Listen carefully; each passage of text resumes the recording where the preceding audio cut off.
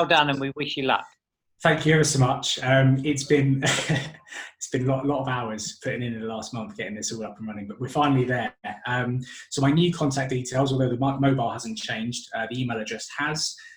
So it's now sn@grandunionfinanceltd.co.uk. So if anyone has any questions they don't get the chance to answer tonight, feel free to send me over a text or an email, and I'll definitely come back to you.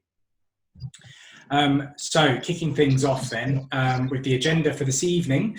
So I'll try to not waste too much of your paper tonight, Chris, and keep it a little bit shorter. But first of all, we're going to talk mortgages. We're then going to talk bridging. We're then going to talk bounce back loans, and then I'll give you lovely people the opportunity to ask any questions that you might have. Excuse the massive cat tower behind me, by the way. I completely forgot that was there. So kicking things off with mortgages then. It's actually been a really good month mortgage-wise. We've had lenders coming back into the market. We've had improvements on rates pretty much across the board, and many, many more lenders coming back into the market at 75%. Now, most of you out there are used to hearing 75% as the standard loan to value. And luckily, that's really where the market is headed back to. However, rates are probably still a bit more pricey than they were pre-COVID. So the new latest limited company buy-to-let at 75% is actually with State Bank of India, which is a lender some of you may never have heard of. Some of you may never want to hear of them. Their processes are not the slickest, shall we say, but they seem to be making a real go of things. Ironically, I got State Bank of India once rejected an application for me because the client was originally from India, which I found very, very hilarious at the time. He didn't. I found it probably more fun than he did. But they're back in with the lowest limited company buy-to-let rates at the moment at 75%, 2.99 for 2 year and 3.19 for a 5 year. I don't think that's awful. I think we can definitely do better than that. And I'm hoping that the market reacts and we start to see a bit more competition. But that's where we are at the moment. So not the worst in the world. HMOs, we're also back at 75% with a number of lenders, which is really, really helpful, especially for me. A lot of my clients are HMO landlords, and I've got a bit of a backlog of HMO refinances to do at the moment. So I'm very happy that we're getting back up to 75% pretty much across the board.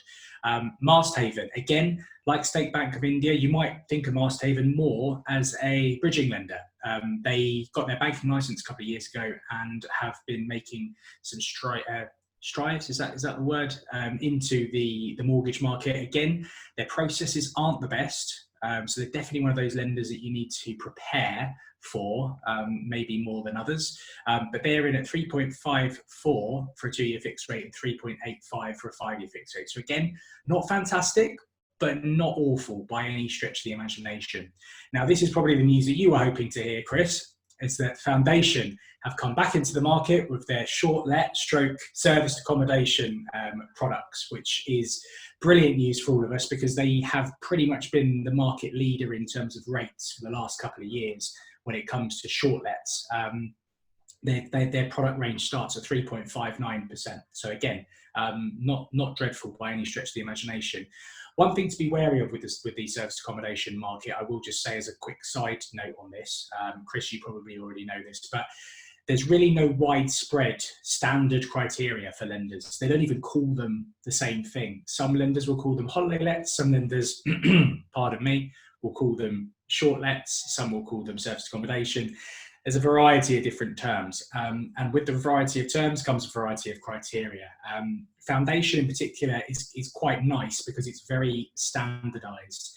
It's very simple to understand. If it works as a standard buy-to-let, then they will let you borrow on it on a short let basis. So when we're working with Foundation and a few others, we look at what the standard income would be on an AST. If it works with their rental criteria, then they're happy to lend on their short let products. So just a little bit of a side note on that one.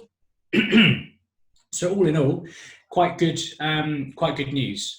Rates are starting to get back to where we want them to be. I don't really think they're going to change a huge amount over the remainder of the year, but hopefully this will stand us in good stead for early, first quarter next year. But yeah, if mortgage rates are working for you at this sort of level, then there's no reason for you not to be being pretty active over the coming months.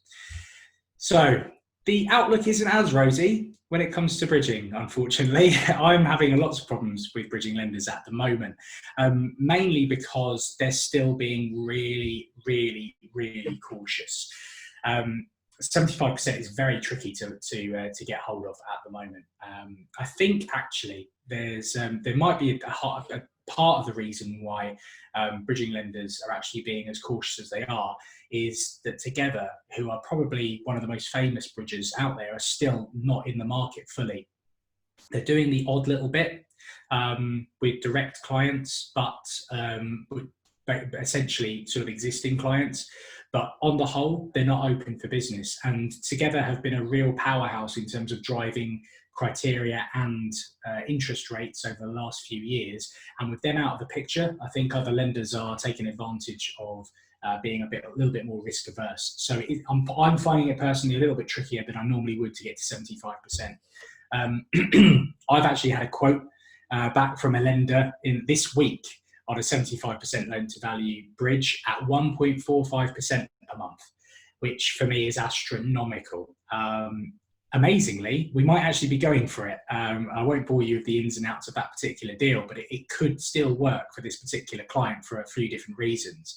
But it's just really, the reason that I highlight this is to give you, I suppose, to give you a bit of, get your expectations in the right place. If you are looking for bridging at the moment, don't be expecting your 0.5% a month. They just do not exist at the moment. And if anyone is offering that, just be a little bit wary as to whether or not that's actually going to go through or not. Really, really double down on your due diligence of the lender and make sure they absolutely know every single bit of that deal before you accept that agreement in principle. Really, what we're looking at in terms of the market average at the moment is about 0.8. So anything around that, at around the sort of 60 to 70% loan to value bracket, which is really where a lot of people are at the moment. If you're getting around the 0.8% a month, then you're actually doing okay. So don't think it's not daylight robbery or you're getting done. 0.8 is actually okay. On that basis though, what I am still finding is that bridging lenders are still being their efficient selves. So although their criteria is maybe a little bit more stringent, although their pricing is more expensive than it was pre-COVID, and certainly they're not being as flexible when it comes to loan to values, the good lenders have still got some pretty good processes in place. A lot of them were very quick to act when lockdown occurred.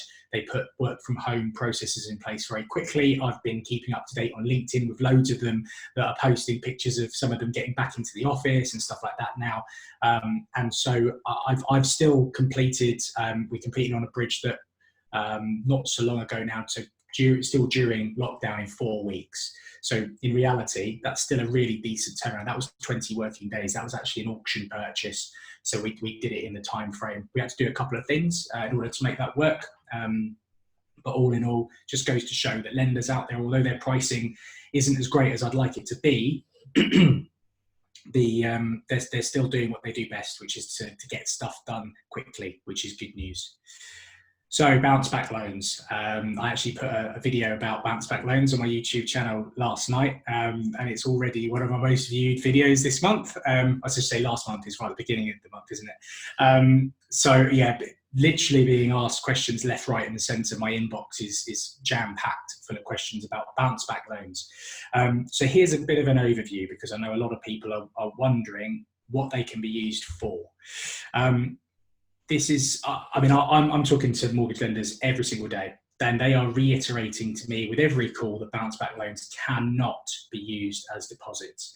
The government guidelines said that the bounce back loans were not there to buy assets with, and obviously property is an asset, and mortgage lenders are very much sticking to this. So if you're buying a property with a bounce back loan, you're more than likely to be rejected, unfortunately. There are some lenders out there, Kent Reliance were the first to say this, that are even saying now that if you buy a property with cash using a bounce back loan, they still may not actually refinance that property at some point in the future. So because they believe that property has been purchased going against the government advice, essentially. So that's something to be a little bit wary of as well. And one of the things that I'm finding quite amusing is all the different messages I'm getting with these amazing plans to get round how how people are going to buy with one. I had one yesterday which I found especially amusing, which was that somebody was going to buy, he's going to send the money to his parents, who are then going to gift it to him. And I said, do you not think that the lender's going to ask to see a bank statement to see that money, is in your parents' account? He said, yeah, what's the problem with that? I said, well, there's going to be a massive amount that's going to go into their account from yours, in which they're going to say, can we see that account, please? And it's going to come back as showing that there's a bounce back loan that's been used. So lenders are very clever. They don't get to be as rich as they are without being very clever, and they will find out where this money has come from. So the best thing to do really is to stick to the rules, and I think that goes for all manner of things, and this would be included in that. Some bridging lenders are allowing bounce back loans as deposits. I said before that the bridging lenders have always been flexible. They are showing themselves as such at the moment, and some of them are coming back and saying that they will. Now, ordinarily, I'm of no problem at all, and you saw that in my mortgage slide. I've no issue with giving away who says what and what they do and what sort of rates they're offering. But with this, bearing in mind the sensitive nature potentially of the issue, I won't name who these lenders are that have come back to me and said that they will. But they certainly have suggested that this is something they would look at on a case-by-case basis. Many are actually suggesting that what they would need to see is that the bounce back loan is actually been applied for by a property company. So it wouldn't be kind of, if you've got a warehouse business in the background, it's from them and then transferred into a property business. It would have to be the property business itself. So that's kind of the condition, if you like, of that.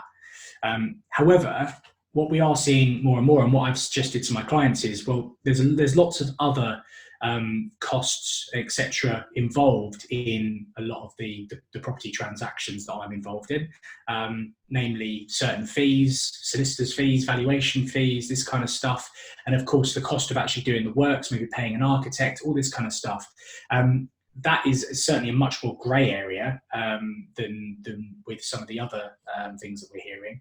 So certainly I think that bounce back loans can be used for other things outside of the standard, deposit or whatever. So if you had money in the bank to go towards a deposit, perhaps your bounce back loan can go and contribute towards the works, maybe, so you don't have to take out development finance, or it could go towards some of your professional fees and things like that.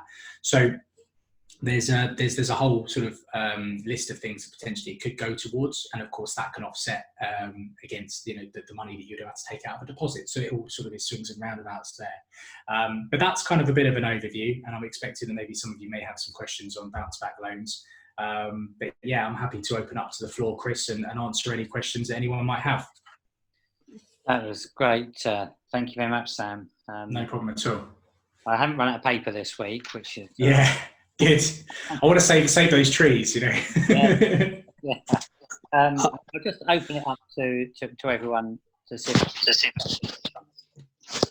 I've got a question, Chris. It's Ronak. Oh, hi, Ronak. Hi. Hi, Ronak. Hi, Sam. So, you're just saying on the bounce back loans, obviously they go through their due diligence, the lenders and so forth. But isn't that usually verified by the solicitor, or do the lenders actually want copies of bank statements? I'm not saying I'm up to anything at all, but I'm just... No, it's a really good question. So It's normally the solicitor that does the undertaking, and the due diligence is obviously, it's all on their PII cover, isn't it? So it is. When I first started out in mortgages, I came from a very regulated background. So like many mortgage brokers, I started out in residential mortgages. A lot of people that now are in my sector, the more specialist sector, haven't necessarily gone down that path. And I had a bit of a heated discussion with another broker recently on a group that I'm part of. We did it outside, so we were professional. Sure. But she was very much of the opinion that you didn't need to prove this, you didn't need to prove that. when I speak to my clients, would prefer to go on to the side of having more information than less. And I find that actually lenders can be the same sometimes. It's always best to be prepared. And I know certainly that there are plenty of lenders out there that will ask for proof of deposit. If they can't see that this is clear, they'll ask for proof of deposit, i.e. they'll want to follow the trail back as far as it goes until they can get comfortable. And I think that's the word, is comfort. The lender needs to feel comfortable. And yes, you're absolutely right. The solicitor, the buck sort of stops with the solicitor. But if we get to a point where the lender isn't going to issue a mortgage offer, then the solicitor really doesn't have much to do anyway. So I understand what you're saying, 100%.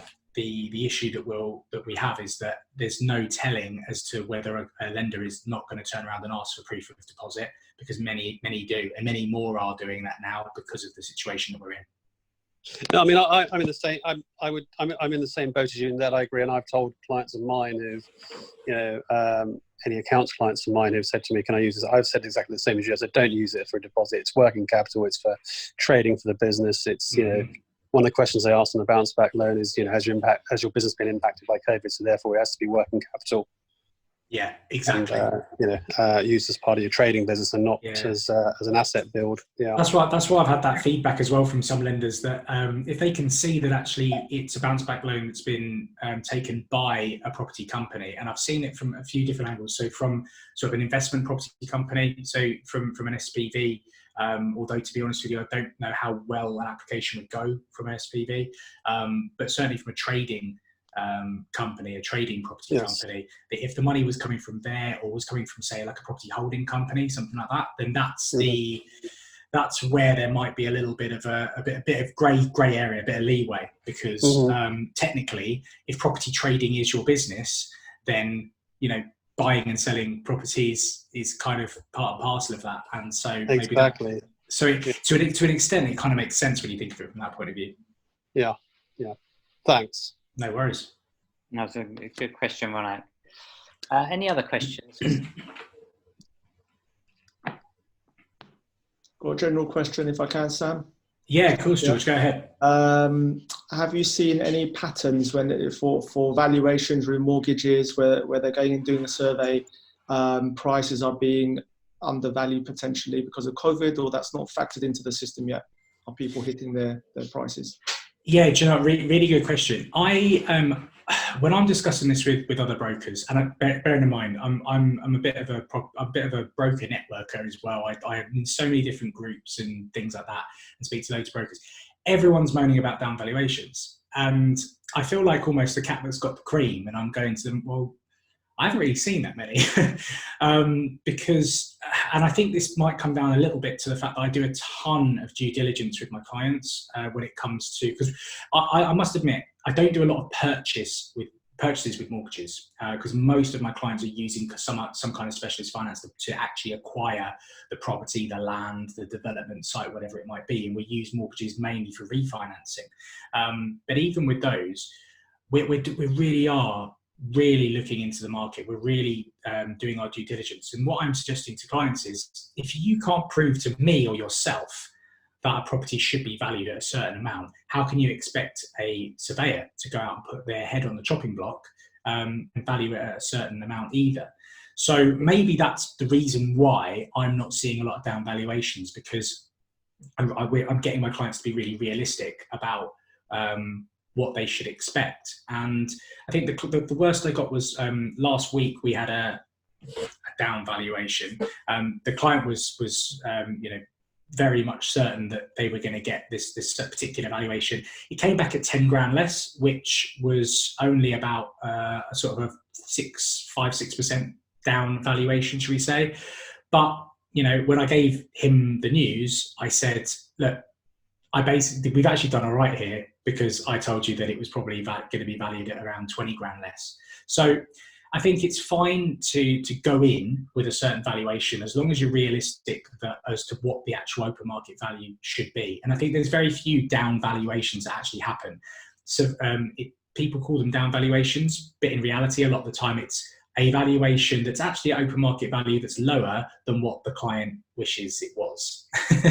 and that's what it is. So I try and just be really realistic with my clients, get them to do their true due diligence, and then prove it's worth this amount. We'll put that together, we'll create a valuation pack, and we'll send it over to the surveyor. Let's test them. Let's say this is what we think it's worth, this is why we think it's worth it. You come back and tell us different. And it, touch wood, it seems to work about 90% of the time. So brilliant. Thanks, Sam. No worries, George. Good question, George. And I like your shirt as well. That's. I don't. Oh, okay. Right. When I go down that road, then. Any other questions? Yeah, I got one. Thank you. Hi, Andy. Hi, Sam. How you doing? Yeah, I'm good, mate. You? Yeah, good. Good. So I'm gonna fess up here. So during the Corona announcements, Careful, Andy. Careful. We're being recorded. so the minute Boris Johnson said credit will not be affected if you apply for a mortgage holiday, I rang every single lender that we have and said, "Can I have a mortgage holiday?"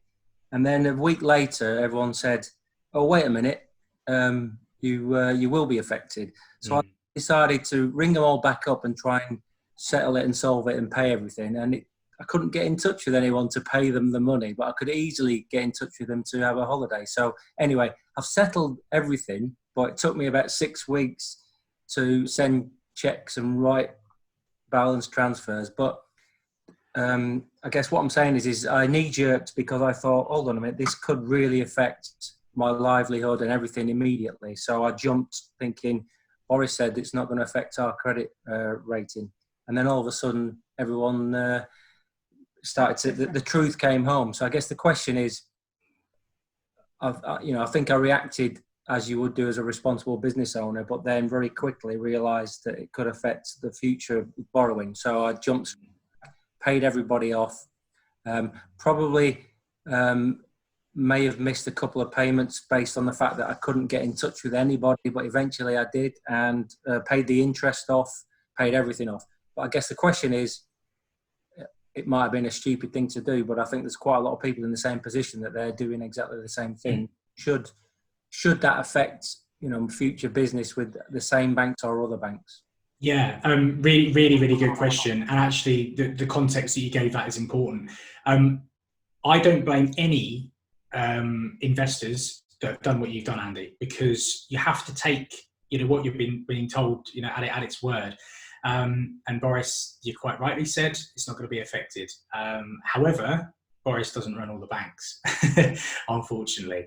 The way that I'm describing this to, you've done exactly the right thing, by the way, Andy. If anyone else is watching this, do what Andy, be like Andy, and pay all your payment holidays back as soon as you possibly can.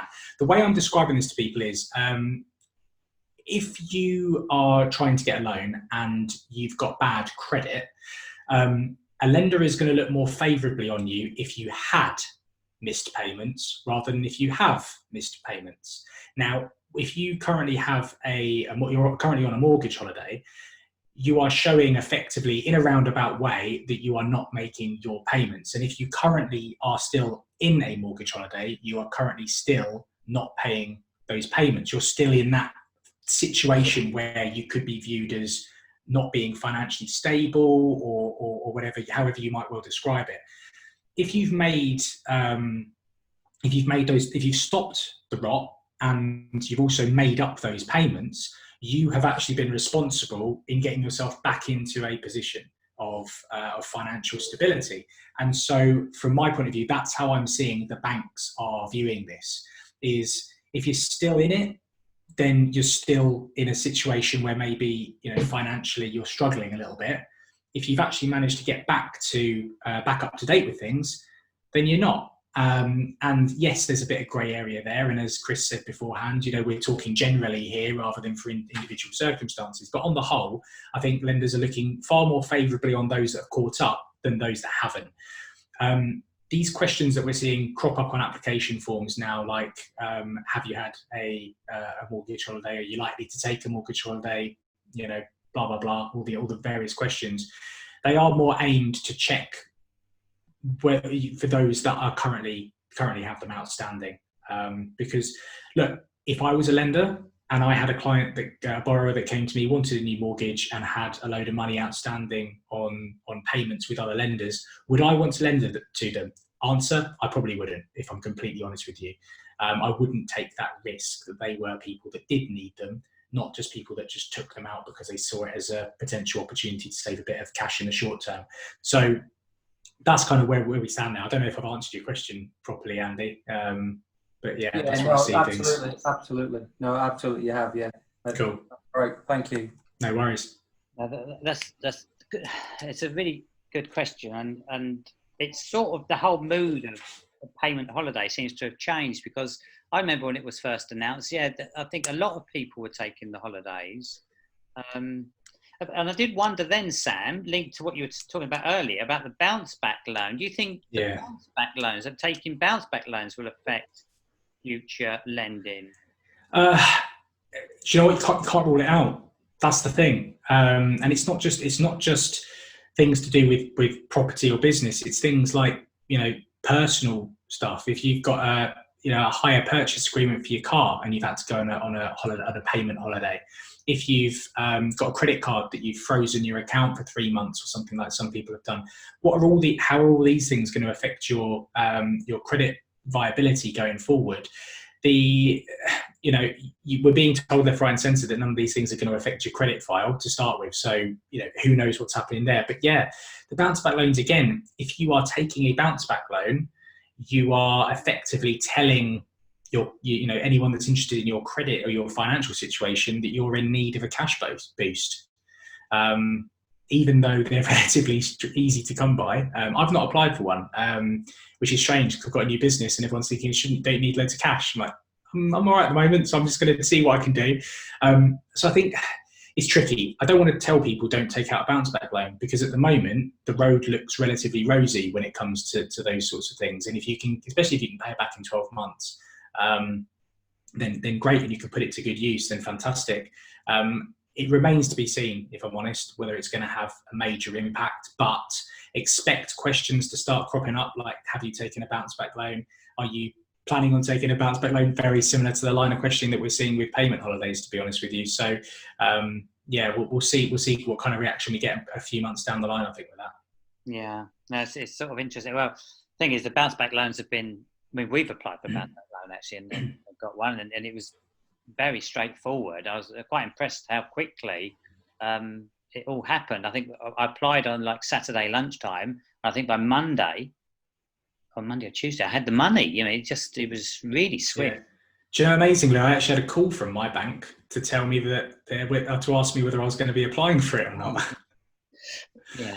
I was going to say that I'm not sure you could have applied anyway, because you actually have to show that your business has been impacted by the coronavirus, and as yours has only just started, I think that would be a tricky one to.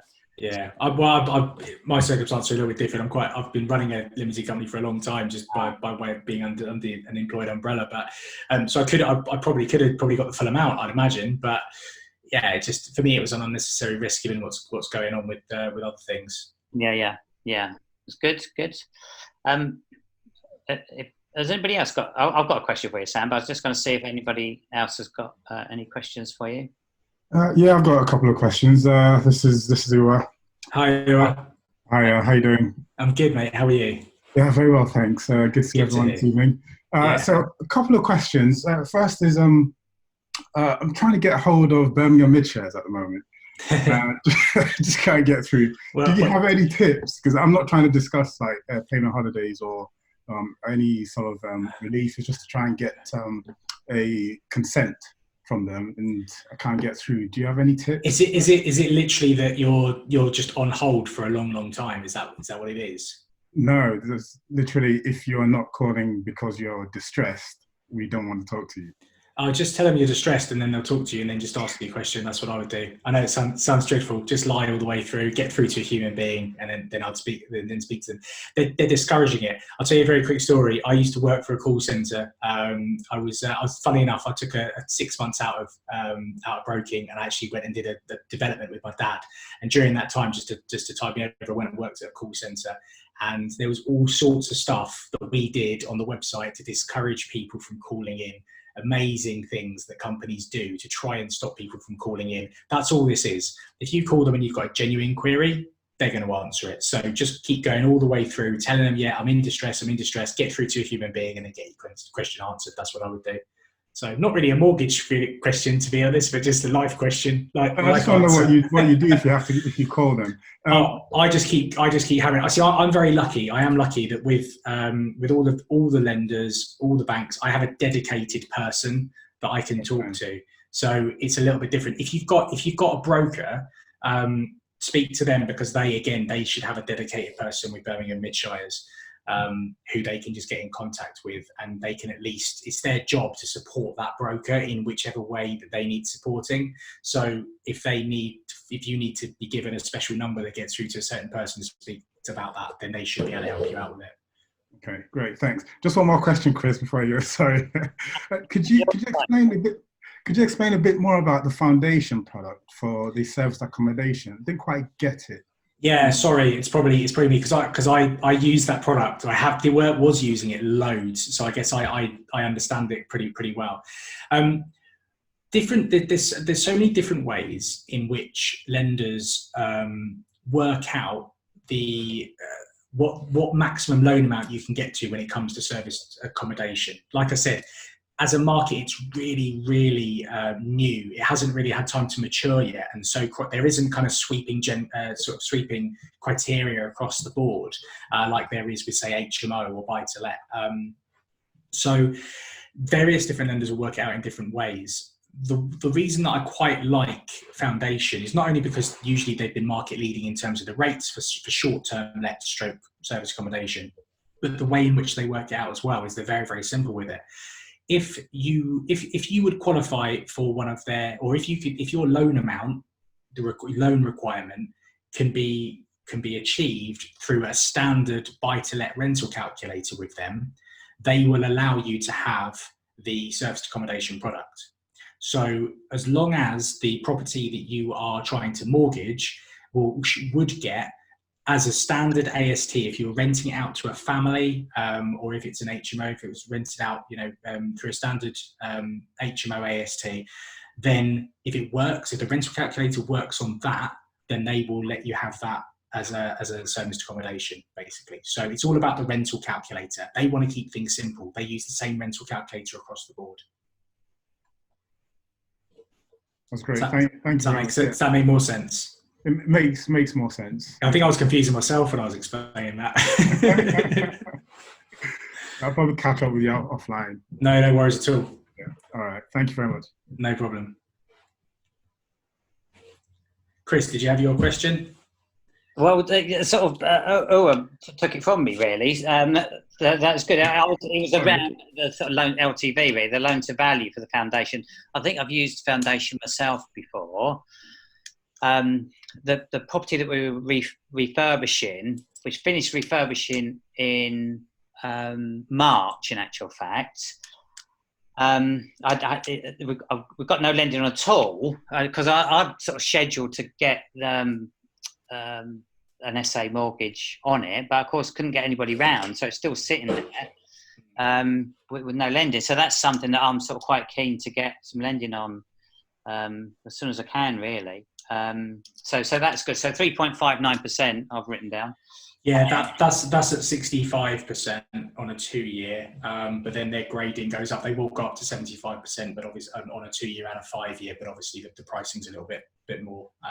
But I didn't want to. I'd already been through some 2 and 5 years. I didn't want to confuse everyone. So the news was that they were back, and that's definitely a positive thing for the SA market.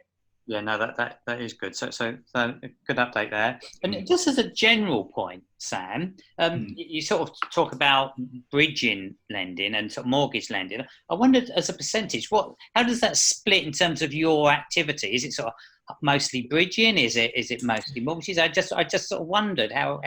It's pretty evenly split, I'd say, because, as I said, a lot of my clients, I work predominantly in the investor and developer space. So when I say bridging, I do include in that sort of light refurbishment bridges, heavy refurbishment bridges, acquisition bridges, and development finance as well. It's all kind of under the bridging umbrella.